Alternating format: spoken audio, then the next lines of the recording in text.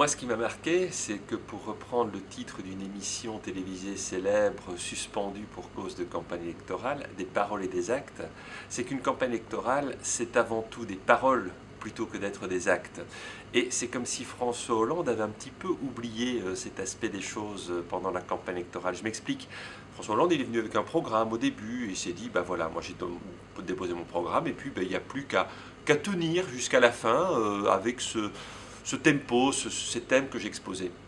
Nicolas Sarkozy, quand il est entré en campagne, il n'a pas encore déposé son programme, c'est reporté de semaine en semaine, maintenant on nous attend la semaine prochaine. Par contre, il est extraordinaire, il est excellent pour avoir une idée par jour et pour, comme ça, tenir l'opinion en haleine et créer la surprise. Et ça fonctionne, il faut bien le dire, ça lui permet de rattraper son retard. Et quand je dis la campagne, c'est d'avant tout des paroles plutôt que des actes, ça veut dire que les actes, on jugera après.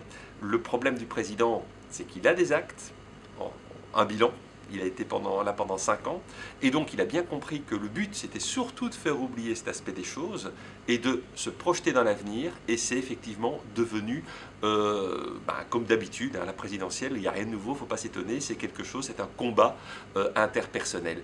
Et au niveau des paroles, laisser entendre que Hollande est nul, et puis après dire mais j'ai pas dit ça exactement comme ça, c'est remarquable sur le plan tactique et stratégique.